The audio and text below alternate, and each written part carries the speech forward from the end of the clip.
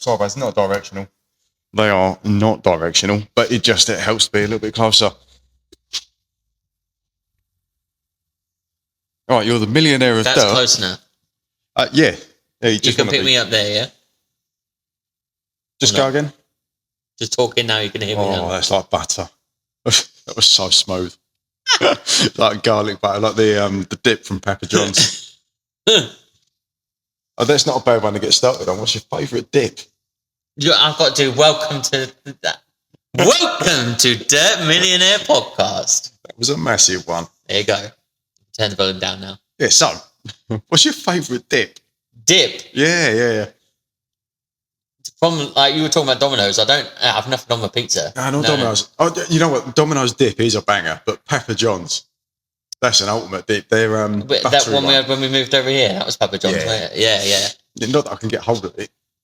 It's a Papa John's in Peterborough. Yeah, there is at Stanground, I think. Yeah, no, I love the thing. It just got too dear. When the kids got bigger, we've got to feed like 50 quid for like a pizza. Yeah, and that's on the deal as well. Yeah. It was wounding. But yeah, I love Papa John, but the one at Stanground, they're terrible for delivery. I it's like coming, boss. It's Nando's coming, boss. dip. So Nando's medium or hot sauce. Do you know what? I like the lime, lemon and herb. So I don't think I've had it because I would always go for, like, I don't want to waste it. I don't want to go Nando's and have lemon and herb. I know. You know what I mean? But sometimes I don't want my arse to burn catastrophic amount the next day. I think you're all right. Like, a medium, there's still a bit of tang to it and a bit of spice, but it's not like you're not on the toilet all day. I've had like extra hot, not a problem. But there was one time when I was probably only about 19, went out with a bird and I got medium. It wasn't medium. It had a little medium flag in it, but it was not medium. It was like habanero. You were trying to impress, and it was Russian roulette stuff. I was in a bad way. I was sat there, and it was just pouring off my forehead, sweat down the back of my neck, and I was like, "This is how it ends." Yeah, man. Right. So, Dirt Millionaire Podcast. What's the hook for this week? The hook for this podcast today. So I'm prepared for this. You prepared for this? No, what's prepared? What hook for this week? How to survive? Survival. Okay. Survival, because it's not good at the moment. No, but we just have to get through it. It's the worst time of year. It's horrible weather. No one wants to work. No one wants to get out of bed. You're in the wrong mindset. It's dark when you wake up. It's dark when you get home. But if you can get through it, good times are coming, aren't they? Oh, they're definitely coming. And it's going to be a good year for it as well. I can feel it. I can smell it. I was just saying to Graham down there, like, it just literally through to January, through February, and then it'll fly. As soon as March hits, the phone won't stop. It's not been bad as it is now. I mean, even I've had people phoning up with leads and all sorts. Yeah, you got us a lead the other day, didn't you? I think I've given you about 4 or 5 this week. It's not been flying, but it's been better than I thought. People are actually looking but like in the summer, it was like a day, like 10 a day. I'm expecting that to be insane by the time we get to like April, March, March, April, May. Might actually get a holiday this year in the sun. Well, your wife has put some dates on the diary. Oh, has she? She has. Whether she told you, she's gone on holiday without you though. Yeah, or she's booked something up for the pair of us and we're all going, or been shafted. You'll play footsie with me. They can't see it because my swazzy shoes on today as well. I mean, what I wanted to bang in straightly with was weekly business update, the road to $1 million. What sort of jobs completed this week? Have you landed anything big? We did land a big guttering job for a insurance company in Peterborough. 1,058 linear meters of guttering. God, that's a job. So it's a good day for a couple of lads. Yeah, but that's how you got to look at it. You can't look at it. Oh, it's £1,000 or whatever. No, it's just filling up 2 blokes' diary. Yeah, it is. And if you really were busy, one person could do it. But in one day. Yeah. It would be a push, but what's it like? The condition of it? Is it? That was just an example of £1,000. But no matter what the money is, if you could do amount of guttering in one day, it'd just be easier with 2 people. Yeah. Yeah. I mean, I know you're not charging £1,000 for that. No, I'm not. I should be though. Because, most people's prices like between £3 and £5 a linear meter. Okay. So that job should be like £3 or £5, but you wouldn't get it if you charge that. You wouldn't. They'd just back out of it. So, leading on to that, have you had many cancelled jobs this week? Yeah. This week and this month, because it's just rubbish time of year. So Residential or? Yeah, or mostly residential. We're about 90% residential now. So Yeah. majority is just houses. Like one today, I went and did gutters and it was tipping it down. And she was like, "What are you doing?" It's like, "Come to clean your gutters." She said, "Well, no, not in this weather." It's like, it doesn't make a difference. It really doesn't, does it? It's still going to be clear. Yeah. You know? If anything, I'm doing you a favour by coming a little bit earlier. With the windows, it actually makes it easier to clean when it's chucking it down. Not easier in yourself because you're soaking wet, but like the windows, they're easier because they're already wet. It's like emotional torment. It's like a pre-rinse. So why are people cancelling at the moment? Is it just because they've run out of money? Christmas is gone. Yeah, Christmas, New Year, run out of money, and then they look outside, and then it's getting out of the old window cleaner mindset. Yeah. You know, the window cleaner comes with his ladder once a month, and he does it for a tenner, and he's not going to come in the rain. Well, those days went out 20 years ago. You know, we've got to educate our customers, and Caroline's doing that downstairs.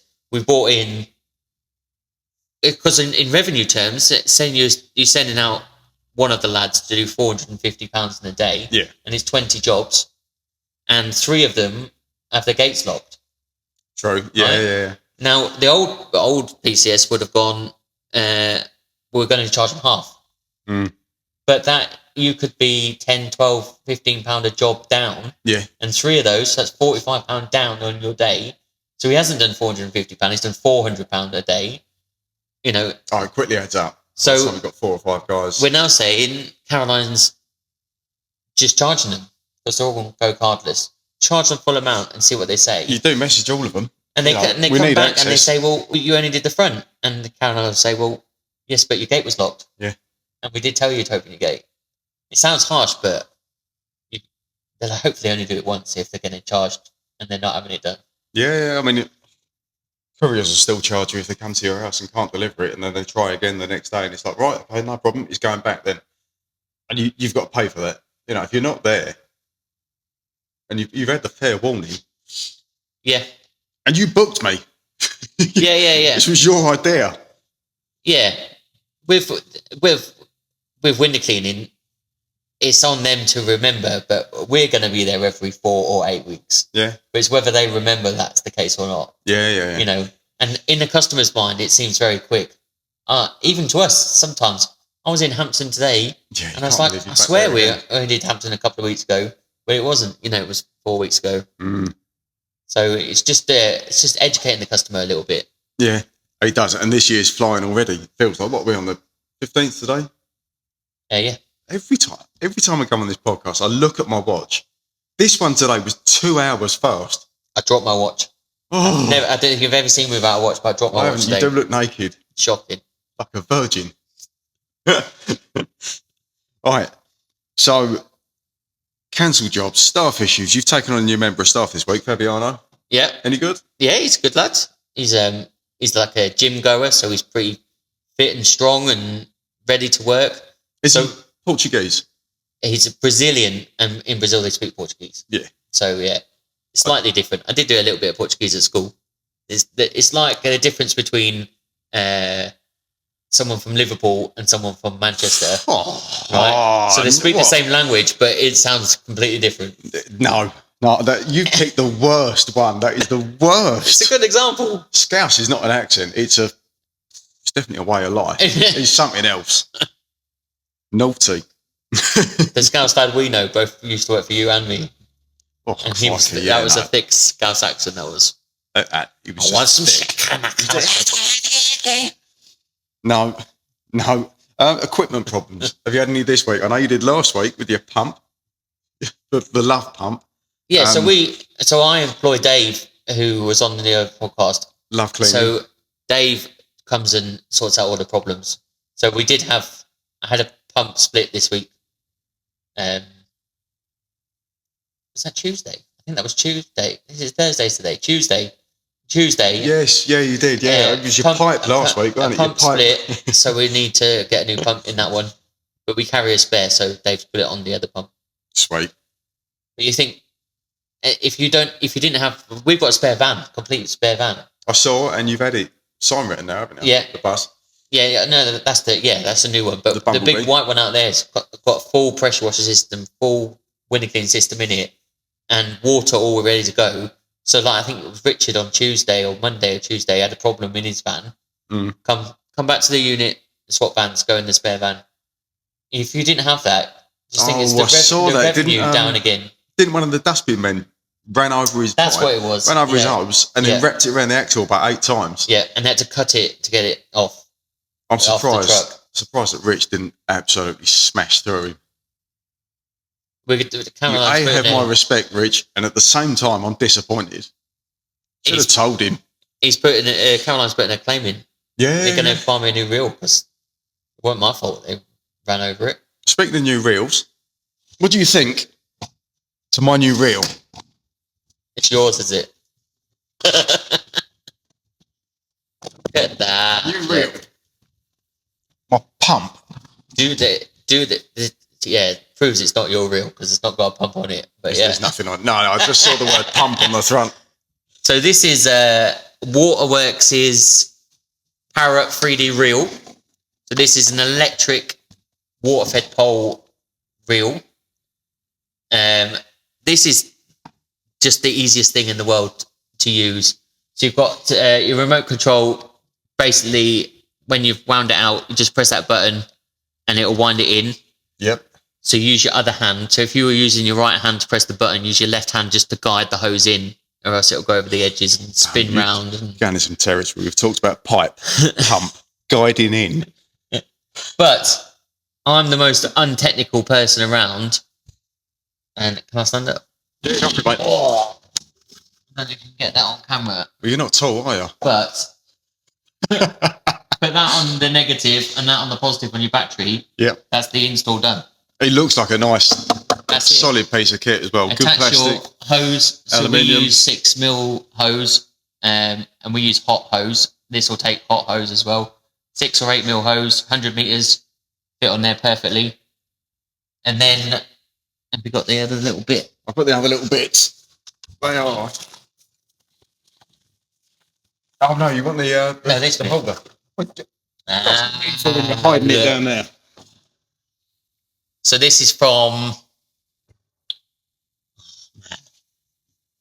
Reach. I'll put the link in the description. So you basically put that on the side of your van, and when you're not using this, you put it in there. That's nice. It's gone in. And you can have that. I think there's 6 different colours. So we've got a yellow theme in PCS, so we've got it in yellow. Nice little plug for that one. When we do the full product review on this one, we'll do a proper product review when we've got all 6 colours in stock. It's solid, isn't it? It's built well. Solid. Yeah, built well. So we've got 5 vans, and I've got one of those in all 5 vans. What sort of price are they?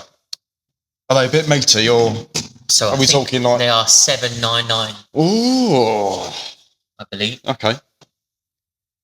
And is it worth it enough for you to commit to that? And then do you think it will make its money back quick enough for you?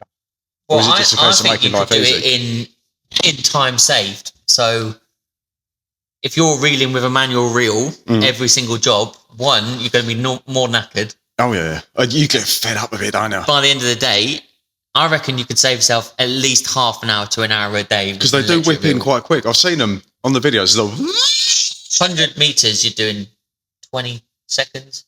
So it's not as quick as you're saying. No. But yeah, but these little things, there's like less than 20 quid. It's something like that. It's just where do you put the? You never knew remote? You needed it exactly. until. You know what? Where do you put the remote if you haven't got that? I've had someone with a roller shutter door on one of those remotes before, and they've gone, oh yeah, and didn't look at what they were doing. Then it starts chewing it up, and it got caught in the roller shutter. So it derailed the roller shutter door and knackered the remote. Something as simple as that, you could really stitch yourself up. But yeah, it's one of those things that you didn't know you needed until it comes to it. Definitely. Nice. But so pick your company colours. I'll put the link in the description, or Tom will put it in the description. I mean, that's a nice touch. And when we've got all the range, we'll do a proper product review on it with the reel. But I know lots of window cleaners because it's the option. In the other companies that have electric reels, not that company. Yeah. They have little like hooks. So the remote has got a little hook on it, and you just hook it onto the side of the reel. But again, it gets caught on stuff and it's banging around. This is completely separate. It's it's on the side of your van. It's out the way. And if I can install that hose reel, literally a monkey could. Talked yourself up a level there, haven't you? Yeah, just a little bit. All right, next section.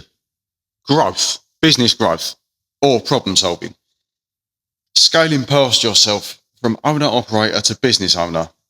Yeah, so I've been doing a lot of research on this recently, Tom. I've read 3 business books by leading business people. Richard Branson's Losing My Virginity, which is just brutal. Like, he does not pull a punch. You're not friends with your staff. Do not sleep with your staff. If your staff is giving you a problem, the moment you think your staff is giving you a problem, it's the moment to fire them. That's what it says in that book. That brutal. That very moment. The moment you think there's a problem, I know that Charlie Mullins has said this from We Fix London, but also Richard Branson says the moment you think there's a problem or you think they're going to cause you a problem, it's the time to get rid of them. Do you know what? I've said to you before, but my dad in business, and he wasn't lenient, but he was too helpful to his staff. So he looked after people too much, and he used to employ people that he knew, so he'd look after them a little bit more than he ought to. But yeah, there was a few indicators where the moment like little grumbling started to go on, he probably should have dealt with it then, but he's not that savage. No. But it did bite him in the bum because he should have. But if your dad was trying to get to 5 million in that business, he would have had to have made those decisions. Oh, he would. Yeah, I agree. Coming up. I mean, he never was, but it's still the same principle applies. If you do, you start to get that sort of rot set in, and you look at someone like Man United now, football club. They've got some rot going on in the changing room. They have for the last 10 years, and they just can't eradicate it. It doesn't matter who they bring in to sort the problem out, whether it's a manager or a business owner. Can't get rid of it. Better off clearing it all out. Yeah. So what would they class as a problem? What, an employment problem?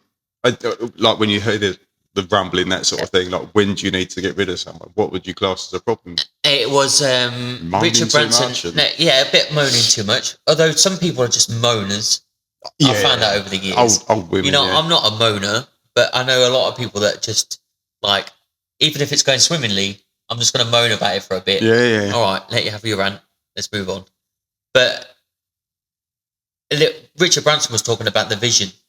So he had a vision when he was taking Virgin Air, or I can't remember the actual name of the aeroplane company. No, but I remember how they looked. Let's call it Virgin Air. He wanted that vision. He wanted a certain plane, and he wanted a certain amount of planes in a certain airports to do a certain job, which was to go to America. And one of his C-suite top staff was like, no. And he got rid of him straight away. He was like, I'm not on board with the vision. And he thought, well, you better go then. Yeah. And it's just like that. They're so brutal. But actually, if that person's going to hold you back. I mean, yeah, that. Absolutely. It's very hard at our level. We're just making our way in the world. But, I mean, that's more of like an executive decision, isn't it? Yeah, he'd made millions by then, so he can afford to do that and reap the consequences for it. But there's other little things, like you might have noticed, that are smartened up a tad. You have. Like, even if I am on the tools, which I'm coming away from, which is part of the business owner mindset, is that I make the decisions and I delegate to the staff. Yeah. Now, I can't look like a staff member. There's nothing wrong with being humble enough to say, like, actually, I will muck in and go out and work. Yeah, I worked today in the rain. Yeah. well, because we're still training up staff, I'm covering a van and have done for the last couple of months. But when I'm in the office, like, it's different. Yeah, it definitely helps a mindset Definitely. and separation as well. You know, Definitely. you will work if you need to, but I'm not. You know, you don't have a. But on the other hand, so yourself. forget about firing people for a second. When people are doing really well, I was enjoying that. oh, sorry. Let's go firing people. Just get rid of everybody and just me and you clean windows. No, we couldn't do that. Nah. It'd kill us. Nah. I don't feel. Actually, I've done about a month and a half now of back on the tools, and it's hard. It's hard You've not wanted it because I'm running the business as well. If it was just cleaning windows, Oh mate, hats it'd be off to you fine. for like cracking on with it. You know, you see a need, fulfill a need. Yeah. But yeah, I can see it's not ideal. But then on the other side, I read another book called The E-Myth, which was all marketing strategies and stuff like that. If you've got staff that are good, you need to reward them. Yeah, agreed. You know, how do you reward people? You either with perks or commission or stuff like that. But sometimes it's just salary. You just need to pay them more. You know, a good person that's been with you a long time. Like Graham's been with me a long time. You know, it doesn't matter what figure he's on, but if every year or every 6 months that figure keeps going up, you know, he doesn't necessarily need to do more work because you know the standard of the work is. Do you find some people better. though, it's not always money. They don't always want money. Sometimes they want time or If you not necessarily a pat on the back, but you know, No. you've absolutely busted your balls if you today. said to Graham, I reckon it'd still work if I paid him half what I'm paying him now. Yeah, I still reckon he'll work as hard as some he does people now. enjoy working. You know, he enjoys speaking to the customers, he enjoys doing the work. It's a bit physical, gets him out of the house. You know, he's in a managerial role, so he's got people under him. Do you know, I remember Graham saying a little while ago, he was talking to Kaz in the office and he said, you know what? One of my favourite areas that I like working on, you know those like little houses down the back of Westwood and you go down a little alleyway and I was like, oh, Yeah, mate, they're rough. yeah, He's like, he goes, yeah, I know. I like that. I like the area. Like people come out and they sort of like bark at you or they say hello. It's very community driven. Whereas normally people are like, oh, I hate doing down there. It stinks. You know, it's bin bags open everywhere. It was a different one. yeah. But he liked being out and about and Yeah. working. So, yeah, the moment there's a problem, might be a time to make a decision. But if it's really good, you need to reward and separate myself. Little things like, remember though, 6 months ago, I was doing 4 different people's jobs. Yeah. Right? So now I'm not doing those jobs. Little things like, Fabs has started. I need all of his details to give payroll and accountants and all HMRC and all everything. Caroline was like, that's something I can do, innit? Yes. Yeah. You do that. You know, I don't need to do that. No. And on like marketing, I was watching James Sinclair, who I take a lot of business advice from him. I think he's a clever guy. You know, if I'm good at making leaflets and marketing ideas and stuff like that, fine, do it. But if there's someone better at it, oh yeah. so you're better at stuff like that than me, and Graham's better at window cleaning than me. And you're better at selling to So people than I am. you do the leaflets, and Graham does the windows, and I'll go and do the rest of it. Yeah. So I agree. It's not just delegating; it's following through on it. It's, you know, making sure. That I mean, there's certain it's not jobs me doing everything. you just don't need to be. Like some of the stuff, like with advertising, marketing, and all of that. Like sometimes I have to learn how to do it and remind myself, like for an hour, and then it starts to flow again. If someone there is already doing it, and it was at the right price that I was willing to pay, why? Yep. Not why bother, but why muddy yourself down, and like bury yourself in it with work that you don't really need. Yep. Yeah, that's definitely. So mindset's quite a big thing. Oh, it's a massive thing. So, I would say. There's one more in there. Yeah. About, in Branson's book, you're not going to succeed or grow if you're not willing to learn. No. Right? And I know I've spoken to plenty of people in my industry that they think they've got it all sewn up, and they're doing very well. You know, a lot more money than I'm on. But actually, if you're not willing to take a little tip from someone who's doing £100 a day or £200 a day, if they've got a little bit of magic, they can just give you. You've got to be able to take it. You've got to learn it. That's why I'm reading all these books or listening to all these books. Yeah. Are you listening to them? Yeah, on audio. Yeah. So today I just finished Branson's book today on audio. Yeah. Honestly, when you said you've read 3 books, I've never read a book in my life. I've read 1 book in my life, and it Of was Mice and Men at school. God, no, not that. No. Lenny and what was his name? Not Henry. Lenny and Carl. Not Carl. Can't remember. Who was the big lump with the? That was Lenny. Who was the other lump? His brother. Kaz will know. Quick bang on the office roof. Is there any up and coming brands within the industry that you want to talk about? 5 minutes or 3 minutes that you can think of? Someone that you admire what they're doing, or you could see how they're beneficial to what you do. Like suppliers, canvassers, AI. Anything you can think of that you? I think that Dean Lawrence at Pure Heat. Yes, yeah. Because he's trying hard.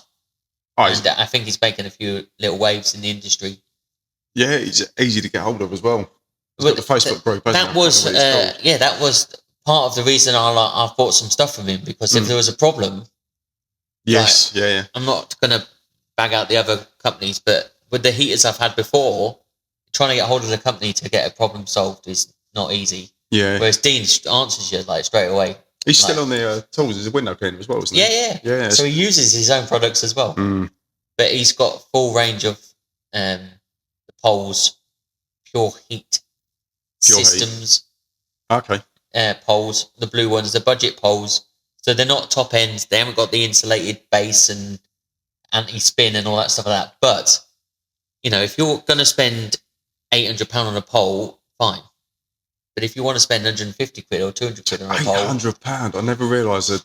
I've not looked into it. You can buy a couple of grand for a pole. Behave yourself. Easily, but... Does it catch fish? It would be all singing, all dancing. I had no idea they were that sort of price. I mean, how much does it need to dance and sing? So we used to buy £300, £350 poles. Every lad would have one of those. Well, a couple of those. And they would last a year and a half. Something like that. But if Dean's doing it for £150, £200 and it's the same quality. Yeah. But there is a big thing at the moment about those 2 guys that got electrocuted because their pole is carbon fibre and it touched a power cable. So one of them died. I hate to throw this out there, but blimey. Yeah. Be careful. Can you imagine? Because actually, people aren't educated in it. Graham had to explain to me the difference between, it sounds stupid, but a telephone one and a power one. Oh, yeah. They don't look very different. There is a difference, but they don't look very different. Yeah. And I'm sure it must have been telephone cables, but rested my pole on stuff before. Yeah. And you think that there was, I can't remember his name, but he got electrocuted through his pole. He used him to ground the electricity through his body. I know they have the same problem with fishing as well, with carbon poles. Yeah. Yeah. So I watch a lot of Jeremy Wade. Yeah, I know that name. You can buy the poles now that have the insulated. Yeah. Because you're only holding the bottom section. Yeah. So that's the only one that needs to be insulated. It has to go through you to get to your boats anyway. Exactly. Yeah. So if that one is insulated or not made of carbon, then you'll be all right. What do they make the bottom section out of? Fiberglass or? Yeah. Right. Okay. Yeah. Would aluminium be conductive? Do you know what? Considering I do a lot of rust proofing with different metals and I do make my own chemicals, I am the worst person to speak to about the periodic table. Yeah. I just don't care enough to remember some of it. Fiberglass that they make it out of. Yeah. Like that. I know we used to sell ladders that were for electricians and they were always fiberglass, but the problem is the weight. Yeah. So yeah, you don't for the bottom section only. Yeah, as an employer, you think, well, I've got people that work for me. Devastated, wouldn't you? You should really have the insulated pole you know, sending was in people out to do If that. I was the employer, I'd be sending them out with concrete poles, mate. Yeah. I don't want it anywhere near that. Yeah. I'm bad enough with the 12-volt battery. I can't stand any sort of like hum or electrocution or anything like that. I don't want it. But the E-Myth book was talking about, actually, you don't necessarily need all the safety stuff. You just need good training. That's true. Yeah. So we have Graham. Graham does, as part of his job, he does all the training. All the new staff go through him, spend a month with him. He does all the equipment training, you know, batteries and everything. He does a lot. I remember once running a decorators merchant, and I spoke to the guy who ran the business, and he happened to look after the health and safety side. Like, it was him and like 4 other brothers that ran the family business from like over 100 years ago. And I said to him, I was like, why don't we have to wear steel toe boots? You know, we're all operating a stack loader, like it's like a forklift, but the ones you walk behind. Yeah. Obviously it goes up like 4 meters high or whatever it does. So, you know, he goes, well, you know, health and safety, I do all the risk assessments as well. He said, we haven't had a single person in 100 years run over their foot with this forklift stacker.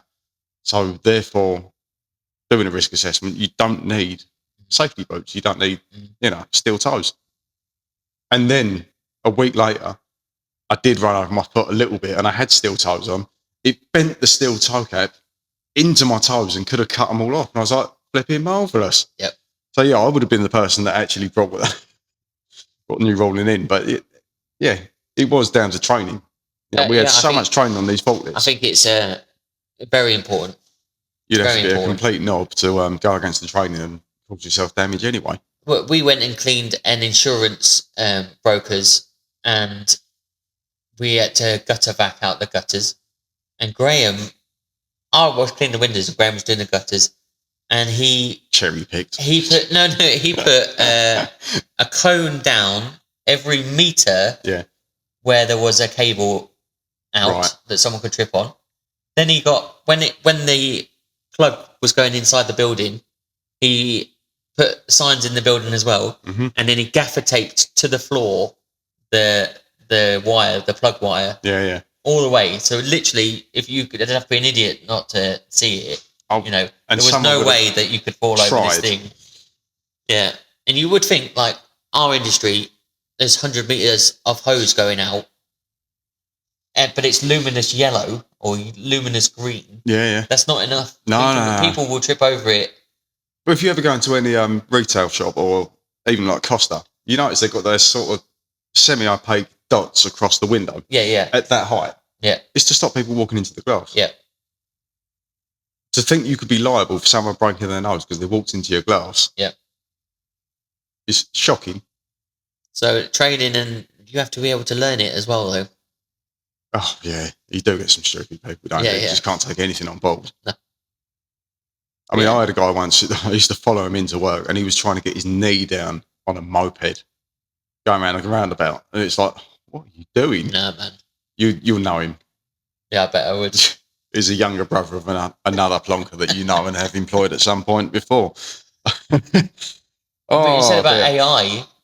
You wanted to do a bit about AI. We're working with Ben from Burper. Oh, yeah. Burper AI. Yeah. So that's going to be quite interesting. I'm going to do a few months of using the system and then do a review on the channel to show how I found it, how it integrates with us. I'll be interested in how it works. I mean, obviously, I don't. I run similar. I'm more marketing and then dealing with leads. You put the AI on my website, haven't you? Yeah. And that works quite well. Because I just want to see how much. Say if you annihilated a budget like a month's worth into a weekend and it brought in all those leads, how would it deal with it? Is it like seamless, like dealing with this person, that person, or is there like a latency where it's trying to catch up? Well, you still got to pay the marketing budget, haven't you? Oh, you have, yeah. So if you're using Google funnel, or you've got to funnel it into the AI to let it do its thing. So you put £500 on Google and £500 on Facebook. If it used it all in 2 days, it'd have to. I suppose it'd have to cope with that. Yeah. So it's going to be interesting to see how it works. I mean, a potential bottleneck I have dealing with leads is I can only talk to so many people at one time. So I do spread my load across the week. But something like Verpa, you could go, right, here's £1,000, bang, deal with that. And it would deal with it, sort it, get the people booked in. And I'd love to see how it, like for your business, how it could just deal with that and bring you a load of customers in. It'd be amazing, really. It's going to be interesting. We're doing some work with another company called Project Rising, and they, he's a friend of mine anyway, so he's doing me a deal on it. But they are AI cold callers. Is he a friend of yours because he's doing a deal, or is it? No, he's a BNI. He's doing a deal because he's a friend. Like, oh, BNI. They will do 500 calls a day, cold calls a day for my company. It's business only though, isn't it? Yeah, of the GDPR. because of the GDPR. You can't just phone around everybody, but that's still 500 calls a day. And so to do my area is not going to be long. You know, a couple of weeks, they've probably done my area. You say that, you get hold of the right person at Lynchwood. Exactly. As a business call, that one call out of 500. I've quoted that old Pearl building, the big building. You know, it had something like 15,000 windows on it. You know, it's massive. Where? Oh, right, yeah, I know the one you mean, around the back of Ferry Meadows. Pearl Insurance, yeah. Yeah, it's a big old unit, that exactly. is. But I thought it was being pulled down. If the AI can get, like you said, get through to the right person. That's always the thing, like when I'm always saying to customers when it comes to advertising on Meta, it's like, forget about return on ad spend, like ROAS, because you won't always get it. But if you get that one job that's like, you could get that one job that's £100,000, and you've only spent £1,000, that's amazing. Right. You know, 100 times.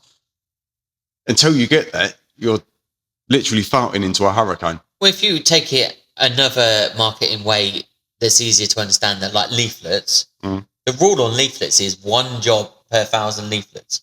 That's wounding. That is so bad as a return. ROI on that is so bad. And the amount of trees you've chopped. There's always part of me that's thinking, if I only deliver 999, I'm not getting the job. So I'm always, even on Facebook, I have to make sure if I advertise for 1 week, I have to keep it going for the next 3 weeks after that, because that 1 week is wasted otherwise. You might not get the job come round until the end of the month or the month after or the month after. So I did October, 25,000 leaflets out. Wrong time of year, really, but it was more of a gutter leaflet. And I got enough to cover what I spent to do it. Yeah. And then recently I got a roof clean out of it. Okay. Like a £2,000 roof clean out of it. That's, doubled the amount I've got out of that leaflet campaign. But moving on to next year, like you're designing the leaflets at the moment to fit in with the website and the vans and everything. We're looking at doing like 100,000 leaflets. Yeah. But for 100,000 leaflets, you're only going to get 100 jobs. Potentially. That's good return with the design of the new leaflet, it's going to times 8, 9. Yeah, that would be amazing. That would be amazing. Well, it's because we've been listening to the right people. It's got to be on brand. So if the vans look a certain way and the website looks a certain way and the uniform is a certain way, and then the leaflet needs to be a certain way. It's very much how I think as well. Yeah. I have a slight retardation where if something doesn't look the same as it should do, I can't deal with it. But I think half of it, of learning this new businessman instead of business owner instead of worker mentality, is that you've got to trust the people that know what they're doing. Yeah, it sort of takes the romance out of it for you. I can come in here and talk on a podcast without any prep. That's fine. Come and talk to you and it'll come out quite well. But all of this is done by someone who knows what they're doing, because I don't know what I'm doing. Sort of. With the leaflets and with the website and with AI, they're done by people who know what they're doing, and you have to trust it. So it's all right delegating. So take this, for example. You run the podcast for us. I don't know how to make a short and how to do all the sound equipment and all stuff like that. But if I just dedicated it to you, have you just done an applause? I've just done something. It's upside down. I can't read it. If I delegated to you and then I was micromanaging you at the same time, you'd be like, "Why don't you trust me?" Do you know what? I've seen people before, and this is not with me, but they've said, like, "We want to put out an advert in this magazine," and they've gone, "This is what I want," and the person's like, "Right, okay, well, let me tweak it," and they'll come back and they're like, "This is, you've got 3 designs. Pick one out of these 3," and the person looks at it and was like, "That's not got half of the stuff on it that I wanted." He goes, "Yeah, that's because it was over cluttered. There's no information because it was too much information. There's no prices on it don't put the prices on it. Otherwise, people are going to decide very quick they don't want it. If they've got to phone you, you've got a chance to talk them into whatever it is you're trying to sell them, rather than just say, "Oh, by the way, this is 50 quid. You'll never get this." It just there's so many different mindsets of people that read a magazine that need to see things a different way, and we're showing you how to bring people to you rather than you just get out there and say, "By the way, this is how much it is," and clear off. Yeah.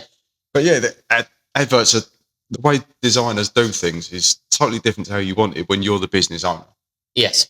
And it's getting your head around that sometimes. It feels so counterintuitive, but you do have to trust, who you're paying. Otherwise, don't pay them. Yeah, exactly that. I've been in the same situation and not before. micromanaging them. I didn't really know what that was. What's micromanaging? But it is micromanaging. My dad said it's like you're just on someone all the time. Oh yeah, you're all right, Tit. Right.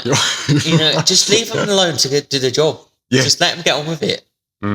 Now we've got a group chat, and it's popping all day long between me and the workers. Caroline, you're in it. Everybody can see what's going on, and everybody. Oh, is this a front only? Oh, this one's. There's a problem with this one. Oh, there's a gutter on this one, and it all pops up on this chat. Yeah. Now, because I know all the answers to all the questions, I usually am on it. But actually, what I should do is go. Now, Caroline should know the answer to that. Leave her to do it. Or Graham should know the answer to that. Figure it out. Yeah, there is a bit of an answer from someone else. It's just, if you can see the gate's locked at the back, obviously you can't jump over the gate. Yeah, things like that. Yeah, just. But it's from we used to. We used to jump gates. Every job, jump a gate, and you used to not contact the customer beforehand. Oh, I've done some sketchy things when it comes to jumping over gates. Yeah, man. You used to have ladders. You used to walk over the ladder, walk back down the other side of the gate. There's a way around everything. Right, so we've talked about mindset. We talked about burnout before and stress. You seem in a much better place already this week and the previous week compared to maybe the end of last year. You say stress is becoming a little bit easier now. You've got Fabiano in and things are working out at the new unit. I think if you are still misses, I'm as stressed as I was. I haven't spoken to her all week. So. June last year. No, I think I'm doing a lot less hours, so yeah, it's got to be better, isn't it? Yeah, just lay off some of the work to other people, and it'll come round. Yeah, it takes a while to calm down. Doing a lot less hours. I think after 5:30, I don't look at my phone now, whereas before it was pinging all day long. Yeah, I mean that's massive. You don't realise how much time you lose when you're not even doom scrolling. When you're working on it, it's an absolute dog, isn't it? It's the balance. Again, I'm going to quote these books. They said that you've got to. Successful people are usually fit as well. Yeah. Right? Because they go to the gym and look after themselves. They eat right. Yeah. Get up early, all this routine. And I've gone back to badminton, which is what my sport is. So I've gone back. I've been 3 times already this week. Sweet. So, hopefully lose some weight like you have. People don't realise it's not always about the, what was I going to say? The eating. It's a sport as well. It's not necessarily about the sport. Sometimes it's just that release of adrenaline somewhere else. Just it eases a lot of things. For me, it's football. Yeah. I played last night. Had a great game, like an hour, and I was just chasing everything down, stopping every avenue. And not really my game. Normally I play it a completely different way, but I was like, no, I'm just going to run tonight. Absolutely run like sting. And it definitely helped. I wouldn't say like I'm a stressy person, but I definitely had a bit of a crap week. And it definitely helped just sort of like take my mind off of that. And I got back in the van afterwards. I was like, right, cool. Go and have a bath and go home. Or go home and then have a bath. But yeah, you need that release. Definitely. You need not to think about work. Yeah. And you're not thinking about work when you're hitting the shuttlecock around. Go again. Oh dear. Motivational dips. Just before that one. No. Do you think that Caroline is doing more than the hours that we pay her for? No. Because she's full time now. She's full time, but she's dealing with the customers not wanting it done the next day at 8:00 last night. She's dealing with. There's not many of them, though, is there? I sort of see her every now and then. She's like, "Oh, what's the matter with you?" No, that's right. I just had a customer cancel again. Just like, no, I only got to quickly message them back or bring another job forward or whatever it is. It's not a problem. But I've told her about it. It's not cancelling, it's postponing. it is. It takes a lot for a customer to cancel, I think. Posponing's fine. Because you know if when you look someone's at gonna cancel your very quick. return on They're different. investment, Mhm. it costs a lot of money now to get a customer. Yeah. Right? The cost of acquisition. You know, if I come with a Verpa or Clean or I get a canvasser in or from a leaflet, it could be, to get a £25 job, it could cost me anywhere from £50 to £100. Yeah. Right? Now, if you've got a £25 a month customer that skips or postpones their clean twice a year, are you really going to have a go at them, or are you just going to accept it? Mm-hmm. Now, before I would have had a go at them, and now I've gone, actually, it cost me so much money to get this customer. I don't mess it up. Yeah. It's a long con. It will come round after 6, 7, 8 months. You're getting 10 times £25 out of them. Mm-hmm. So you're getting, £250. 300 a year. But it should be 300 a year, but you're getting £250 out of them. Yeah. But they might have their gutters done. Yeah. But they might have their roof done. Yeah, I mean, that's really why your admin needs to be in order, because then if you're finding out, actually, they've skipped 4 times this year, we probably do need to have that chat. Yeah. But yeah, without the admin, you just you're hoping, like, oh, hang on, you can't cancel again. It's like, no, you're getting me mixed up with another Deborah. Yeah. We all live in Alton. Alicia. Don't talk to me about Alicia, and Sean. So, motivational dips. We're back on the subject of dips again. I don't suffer with motivation. I've got loads of motivation. You've got too much motivation. I've got beyond drive. My drive to succeed is, there is no question. It's gonna happen. You're like a budgie with no teeth. You succeed. That's so bad. I didn't know where you were going with it, and then the punchline came, and I was like, "Oh, it wasn't even really a punchline, was it? I just sort of thumbed it in." So you don't suffer with motivational dips? No, I don't. Dealing with fear around growth? No. You don't fear growth? No. I mean, you're actively pursuing growth. Imposter syndrome as revenue grows? No. No. You can't just say no to everything. I'm okay. pouring my heart out here. No, I think I'm a very driven individual. So, I mean, you do a lot of things that I would say a lot of people I know around me don't do. Like, you go to BNI, you get heavily involved in that, and you get up. What did you do your speech yesterday? I did 10-minute speech in front of the PowerPoint people, presentation, and just bossed it out in front of all these business owners, and some are well up there millionaire wise, and others are up and coming, and others are just knobs, but they're all in there, and you're quite able to get up and speak to them, which is not something I would do. But it's the learning bit as well. So yesterday I didn't actually get any work from yesterday's meeting. Oh, potential though. Yeah, potential. But there was a couple of little gems that I picked up. Mm-hmm. I was like, well, I'm going to apply that. That was really interesting what he said there. Go on. Little things like, usually you're asking, what the purpose of BNI is, you're asking those 60 people in the room to go to work for you. Yes. Yeah. So my 10-minute presentation should have been, this is what we offer, and this is how I want you to sell to all your customers my services. Right. It's quite hard to get someone else to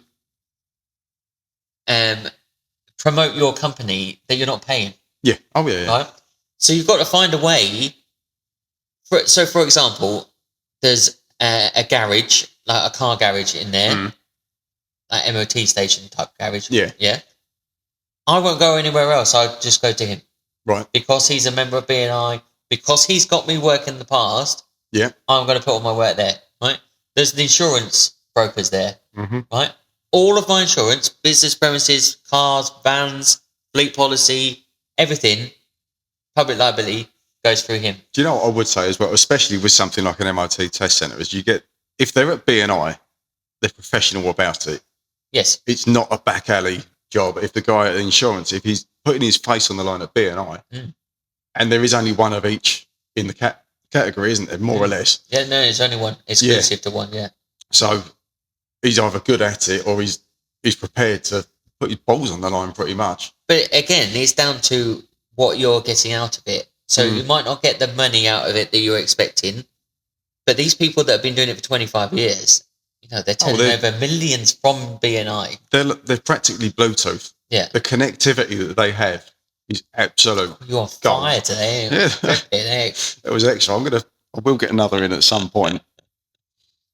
Yeah. But yeah, and someone spoke to me because I'm early in the journey of BNI. I've only been there 5 months. Look at it at a weekly. So there's 52 weeks in a year. Yeah. You take 2 weeks off for the Christmas period bit. So there's 50 weeks in a year. If you can turn £1,000 a week from BNI, would that be a good investment? Oh, yeah. Right? We're on track for that easily out of BNI. Yeah, because I remember when you were starting up with it, and it's like, it's a bit spicy on the price. I was like, yeah, I did have a look because Sean was trying to rope me in down there. But the reason why I didn't do it and never would do it is just it doesn't occur to me. I know it's one of those places. If you want to be a big business, you do need to be in environments like that, like, and surround yourself with that sort of personality. I am not that type. I never could be. No. Whereas you have that in your locker, so you've got to go for it. But also, I wear a really stupid suit to BNI every single week, and I get stick from it every single week. Oh, yeah. But you're remembered for it. That's the only reason I do it. And the personality to carry it off as well. So it's one of them. You can't poke fun at someone that's already laid it out there in the first place. But so the motivation, I don't suffer with a motivational drive or anything like that. I just think that it can be tweaked. All right. Well, I wish I'd have never asked that.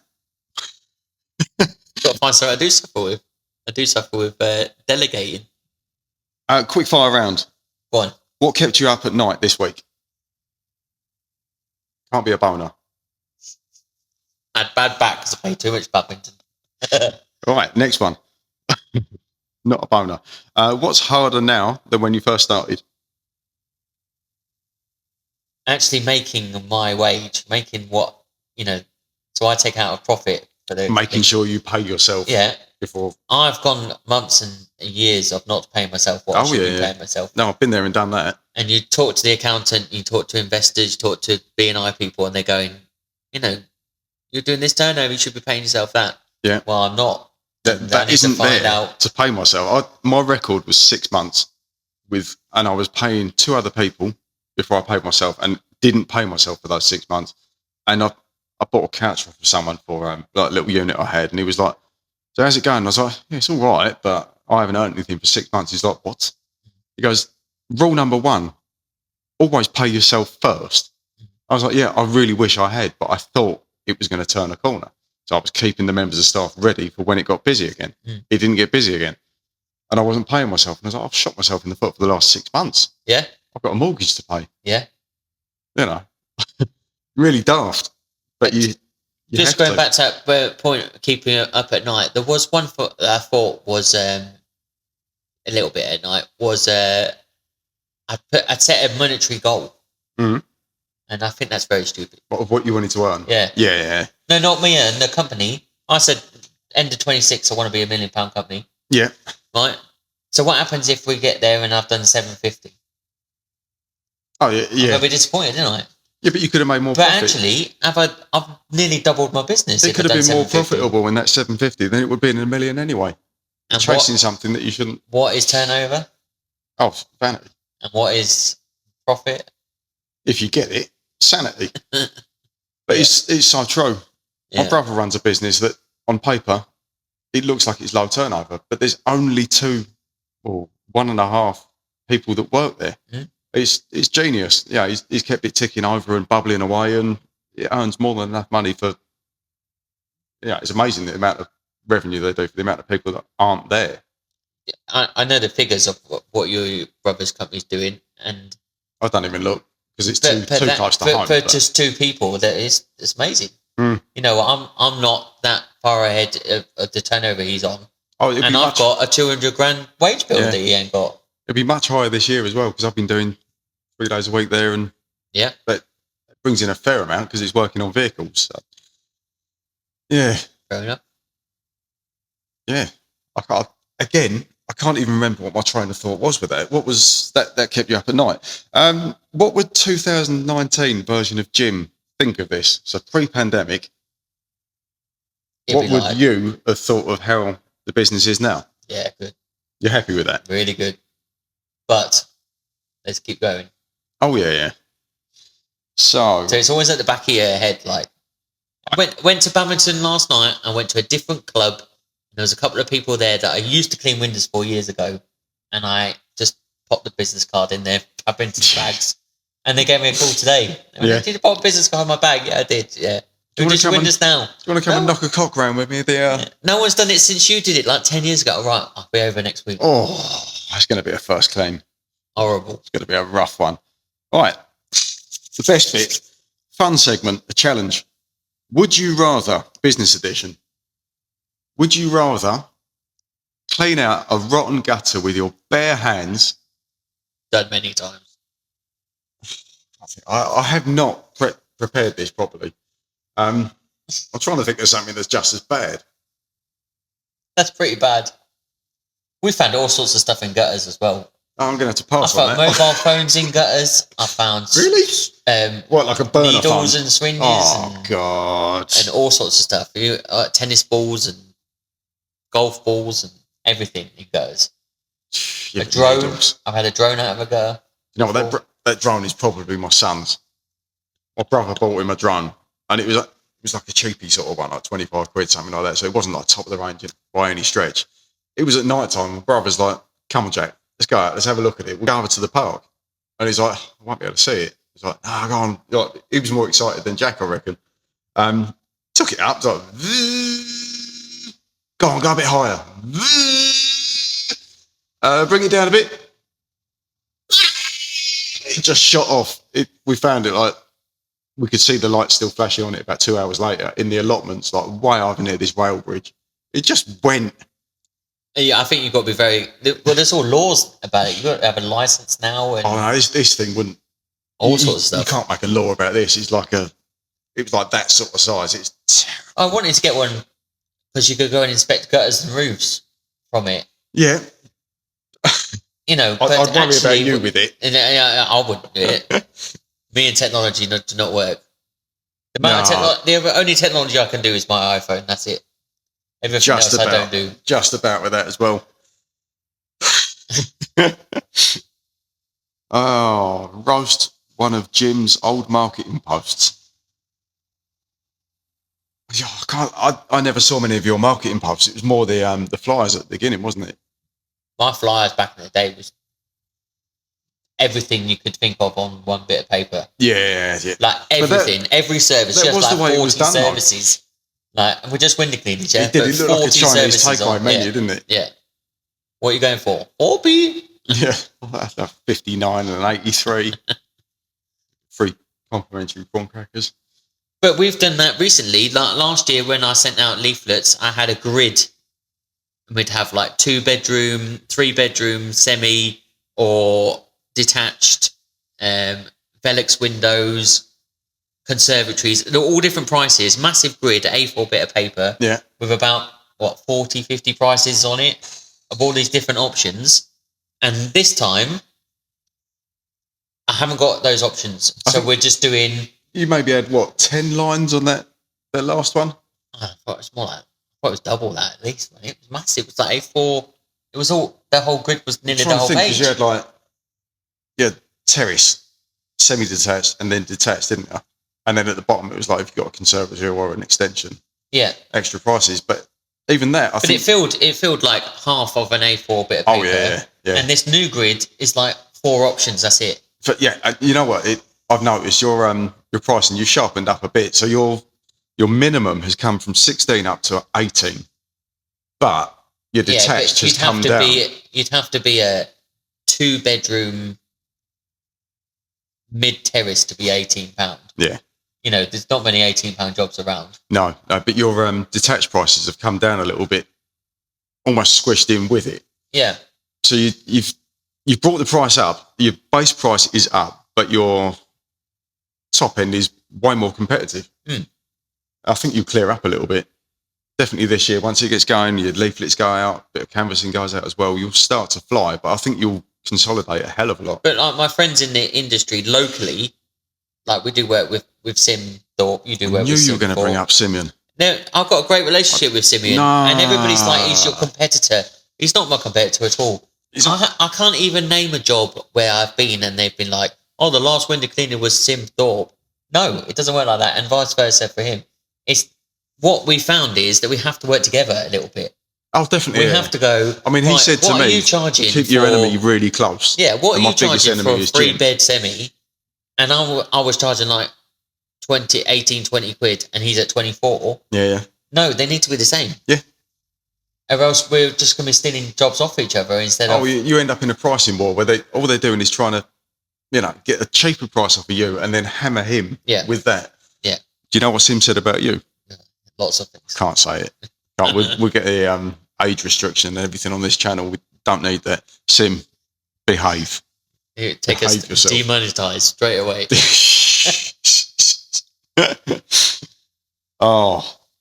Viewers and listeners, we want you to submit your dilemmas for Jim to answer on the next week's podcast. And we mean like a proper Ask Jim. Jim won't fix it. But throw in everything.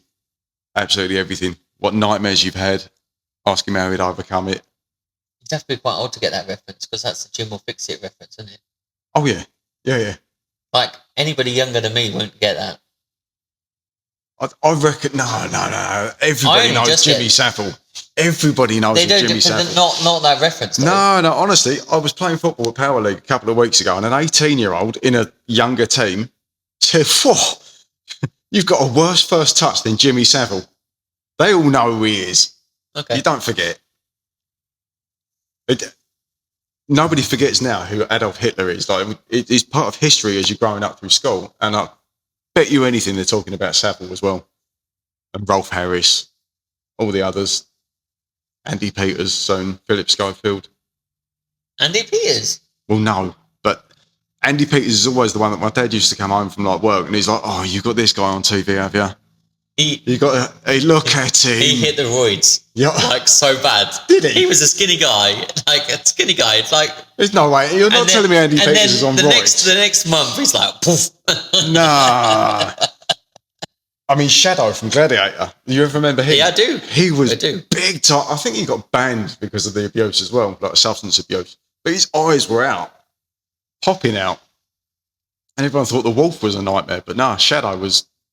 big territory. I wonder if a marketing strategy, if you could clean someone's windows for free, that was a influencer or a celebrity.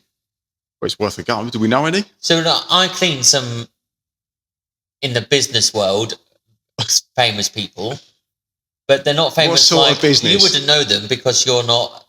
You shouldn't know them. Yeah. Like, came out with a name a couple of weeks ago, a couple of months ago. Like, oh yeah, we clean our houses. Cam's going there tomorrow, or Brandon, whichever it was.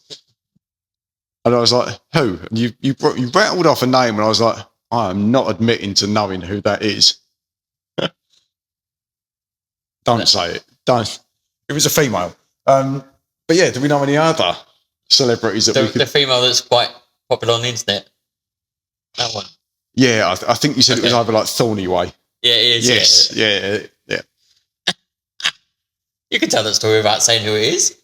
I can't, because all it does is it implicates me. No. It definitely implies I'm up to no good. Well, you are up to no good, Top, so everybody knows it. Don't shy away from what you are. That's why I'm here. Don't shy away from what you are. We know what you are. You're going to get so many people going, you know, that adult start. We need one name. One name. Like the Bang Bus. It's not, I don't clean Bonnie Blue's windows. No. God, no. Right. The windows on her Bang Bus. You call it quits there. So we've talked about pricing, we've talked about equipment, we've talked about marketing, we've talked about growth fears, and you just said no. Biggest lesson from today? From this podcast? Well, could be from this morning. It could be don't go out in the rain. No, freeze go your out nuts in the off rain. without thermals. Well, yeah, go out in the rain. Every window cleaner out there is scared of the rain.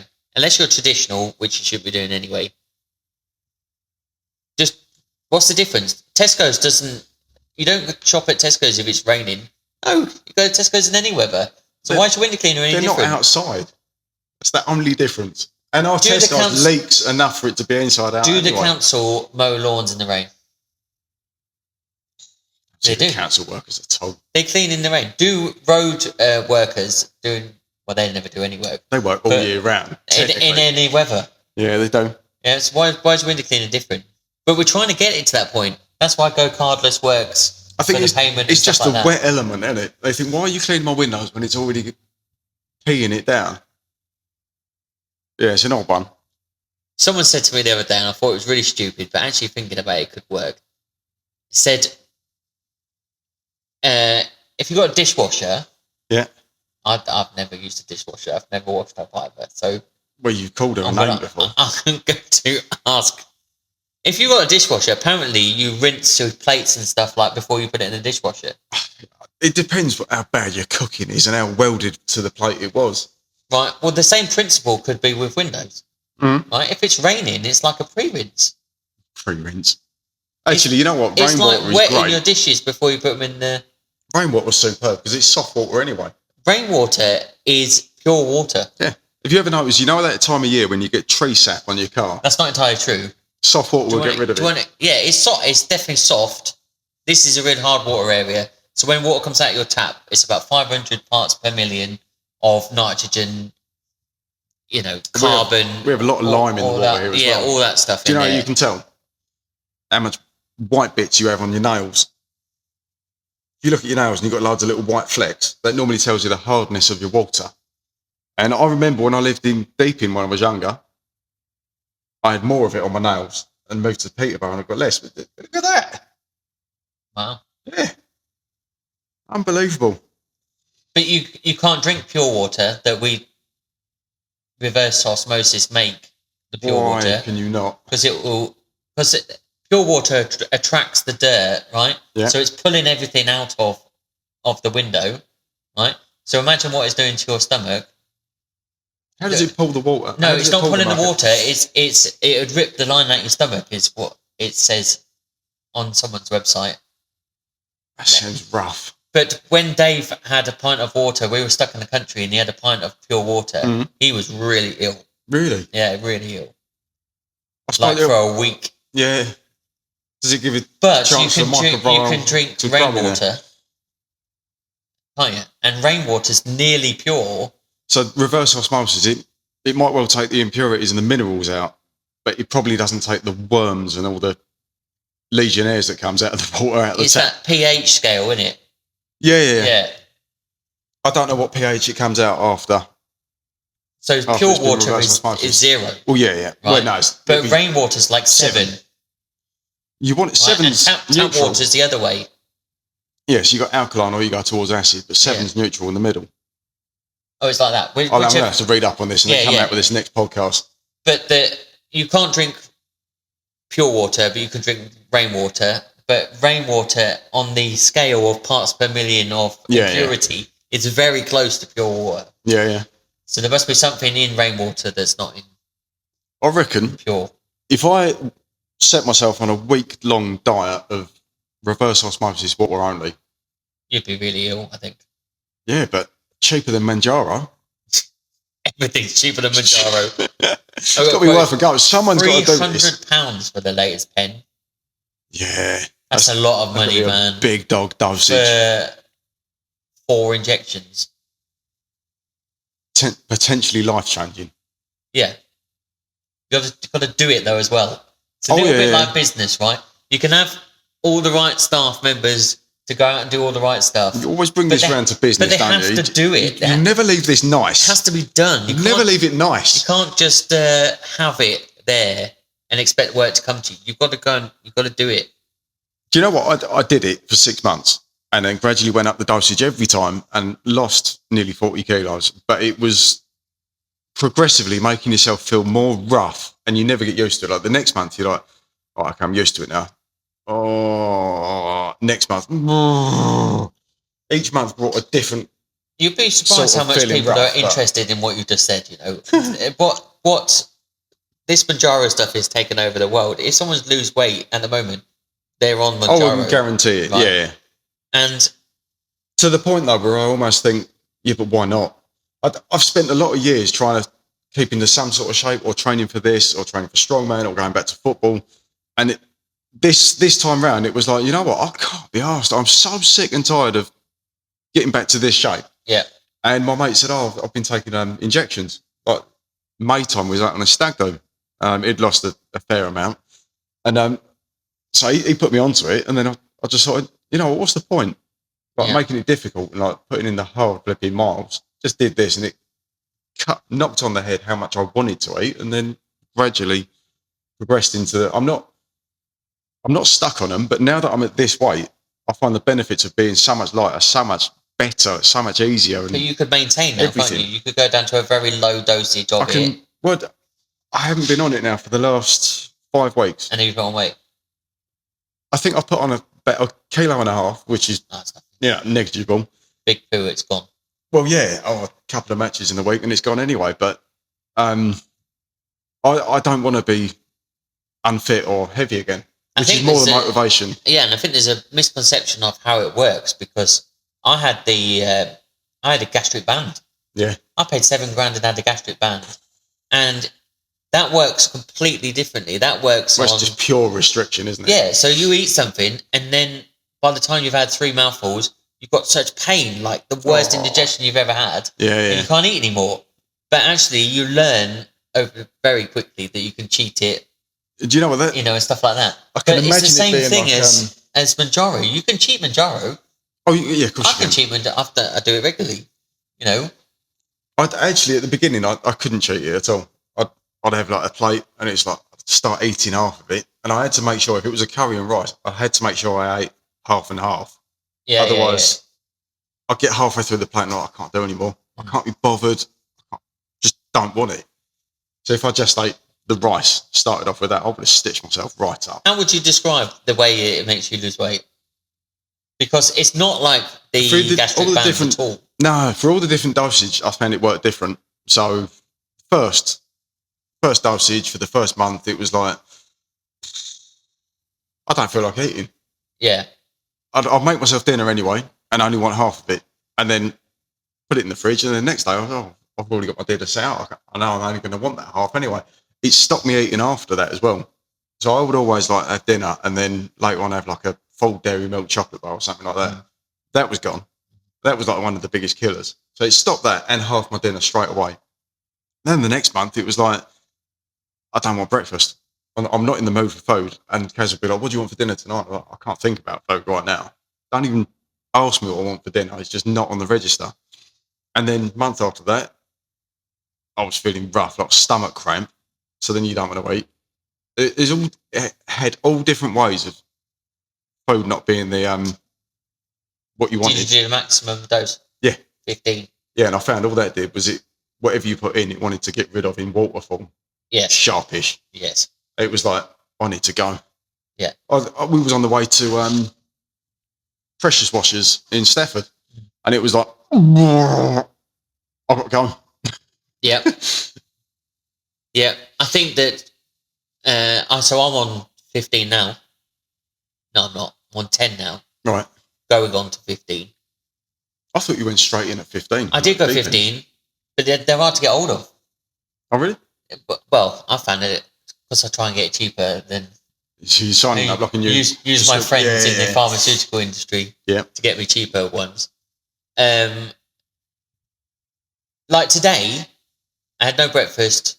Like, it's not that you're not hungry, because you eat... Sometimes people... I eat out of habit and like boredom. Yeah. But today I was not hungry because I was busy. It's not on the register. For the moment I woke up, I didn't stop until I got here at like 3 o'clock. And then I ate when I stopped. Yeah. No, I find that Saturday, Sunday are probably my, not biggest challenge, but that's when I've got time to eat. She's not busy. Yeah. Yeah. Idle hands. Yeah. When I'm at work underneath a car covered in crap, The last thing I want to do is pick up. You reminded me the other day of how to do it properly, and I've put it into practice this week, that you've got to work with your metabolism at the same time as well. My metabolism is really slow.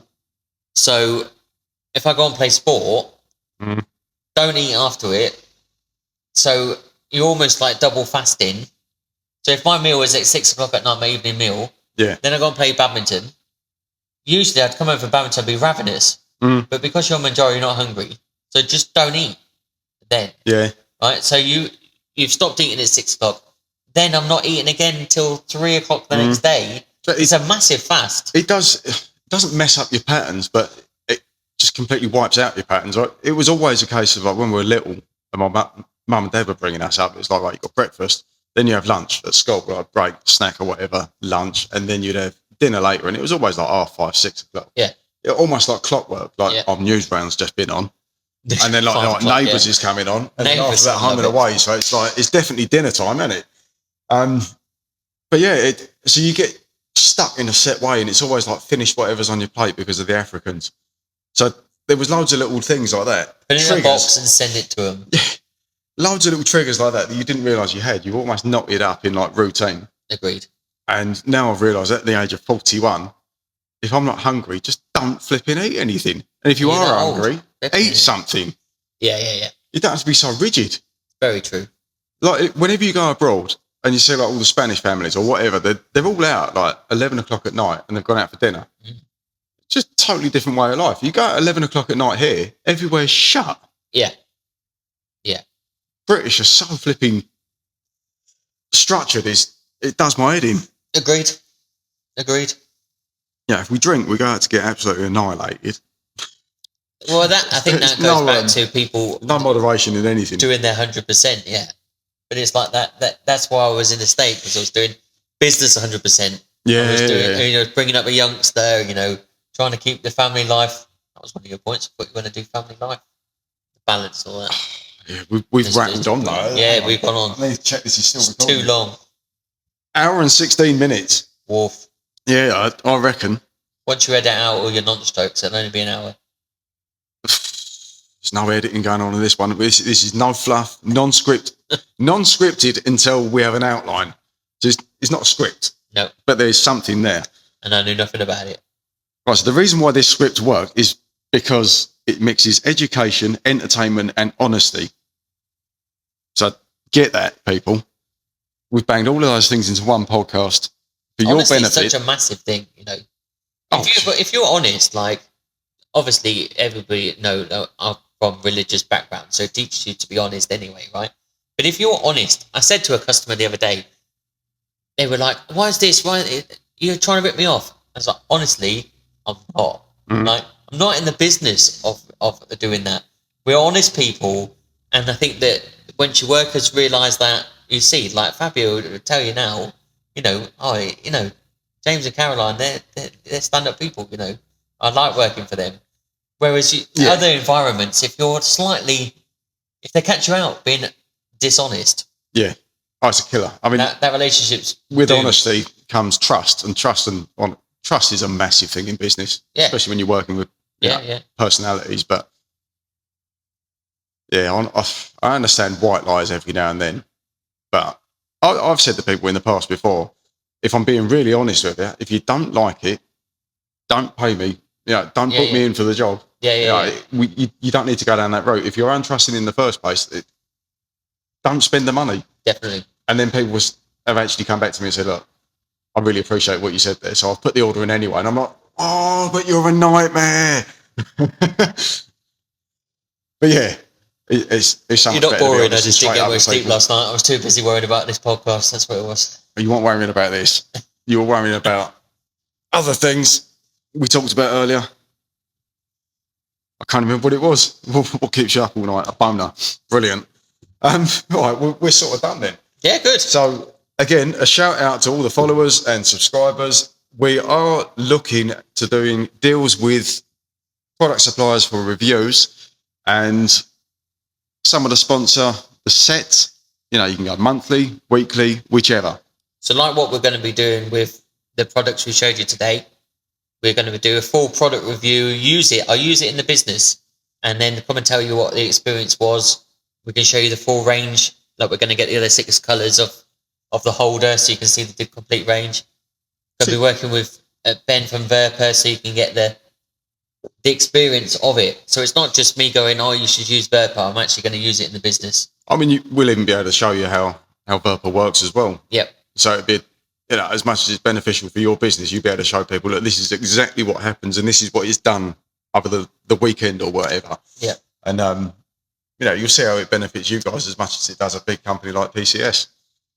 So, Dirt Millionaire, we're over and out. You're going to need to shout. We don't have an outro. We don't have an outro. Let's bang in a couple of them. It's just called you a nonce online. Look, shocking. Yeah, this has been absolute mustard.